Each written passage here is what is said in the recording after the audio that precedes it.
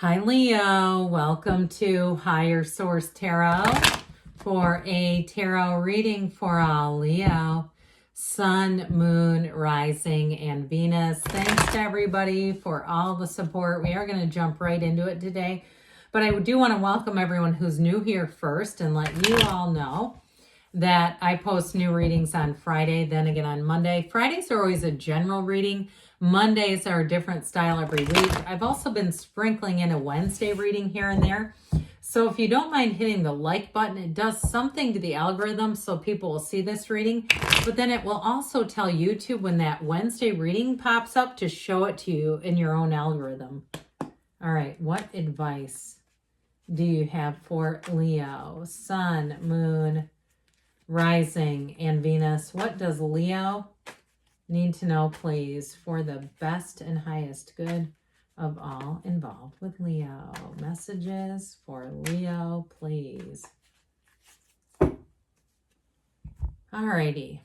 We are going to lay out the tarot here, and we'll have a Moonology card. I forgot it with Cancer, but they had such a great reading that we didn't need it or something. All right, you have the Seven of Wands, the Ten of Pentacles, the Queen of Cups, and the Six of Cups. You have the Two of Swords, another two, the High Priestess, the King of Wands, and the Eight of Swords. All right, only one major arcana here, but let's see what the Moonology wants to add.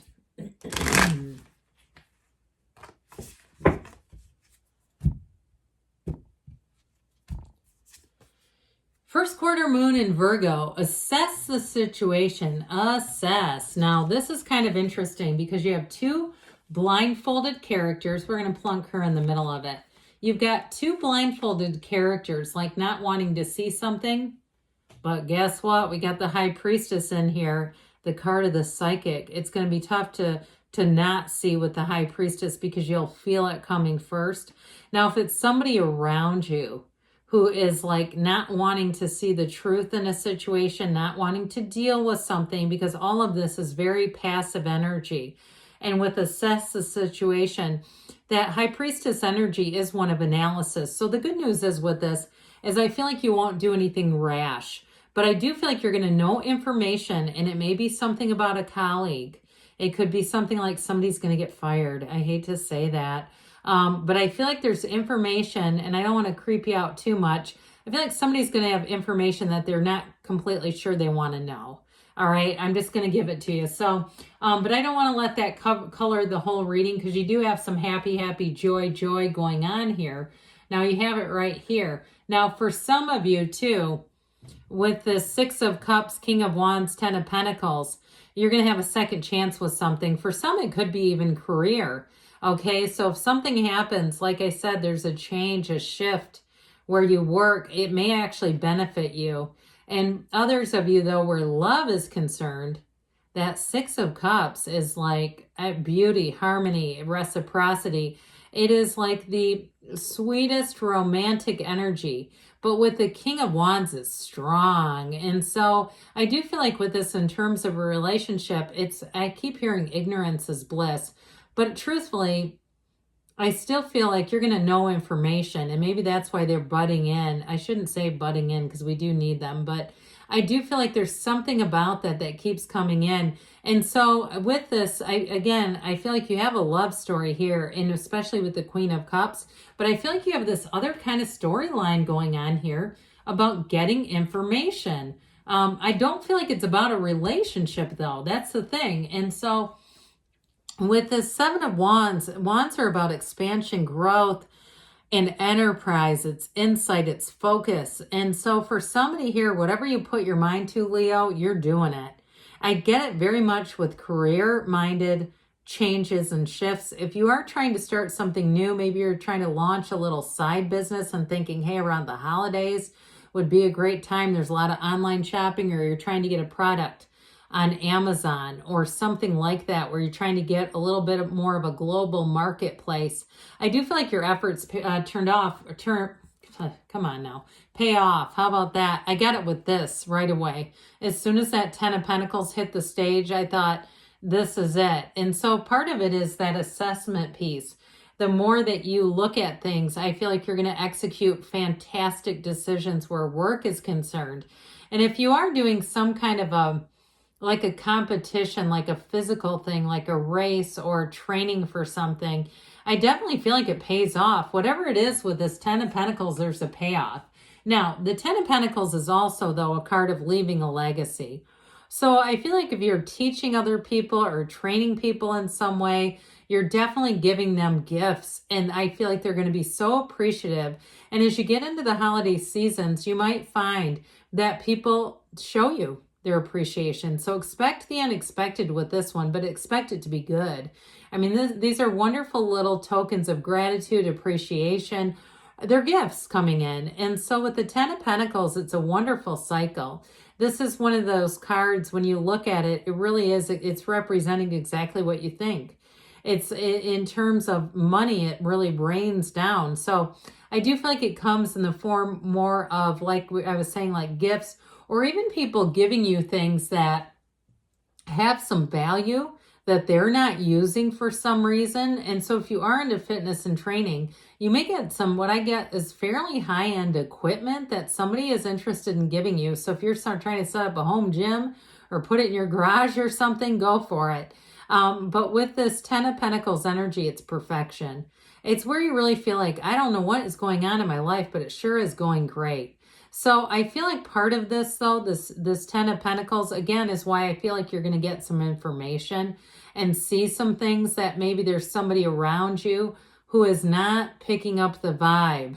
They are not, I just feel like it's more like a friend or a coworker who is not figuring some things out. And so where you're flourishing, they may struggle. And I really do get you as this High Priestess energy. Okay, this energy, in some ways, I get it. I feel like you're going to be the King of Wands with the taking action. But the High Priestess, it's like it all begins there. Everything begins with the High Priestess. Her gown turns to water. Okay, and so it flows into the remaining cards. So it's like the beginning of something. I don't want to say it's negative, but you have it too with the Queen of Cups, this follow your intuition. So I feel like your spidey sense might be on overdrive with these two together, and that's not bad. I mean, it protects you. It helps you to look out for things. I also feel like with this Queen of Cups, like I was saying before, you're going to have information. It may be somebody who confides in you. Because with the Queen of Cups energy showing up, it's very easy to start talking and telling you things that maybe you don't even want to know. But I do feel like you're going to get a lot of information here. Now, in terms of relationships, though, you may be attracting a water sign, Pisces, Cancer, Scorpio. But with this Queen of Cups energy, it is real love. And it is somebody, too, who has unconditional love. And I feel like especially, too, as you start the relationship, if you can stay in that tone where it really, truly is unconditional, you're going to go a long, long distance in this one. Because what we can see over time is people start to take swipes at each other. You know what I just got a vision of? I don't know if you remember this, but many years ago when iPads were new, Talking Tom was a character where he swipes at you and stuff. It gave me a picture of that. And so anyway, I feel like in a relationship, it's like keeping yourself in the place of having integrity in the relationship. Because when people are making fun of each other, there's no integrity in that. It's just not nice to be around. So with the Six of Cups here, it's a return to love and trust. So I do feel like you're going to be very much trusted by people. And so part of it is this too, though, because you're helpful. And people, when they see somebody who does that, when they're that helpful person, when you have that sort of servant's heart, people want to see you get ahead. So I still feel like you're going to get information, but it's actually going to help you in your career. It may also be with a move with this one, because there's a lot of symbolism in this card that suggests being in a community that you trust, being in a community where you feel settled, where it exactly meets your needs. So if you are asking about a move, I do feel like you have somebody helpful who comes in. Either way, you're not going to be in the dark. It is not you who's in the dark. I do feel like you're going to be in the know. And with this too, though, it is trustworthy. That's what's kind of perplexing about this. And it may be too, I mean, people see what they want, and there may be somebody around you and you go, no, I know exactly why this person won't see what I see.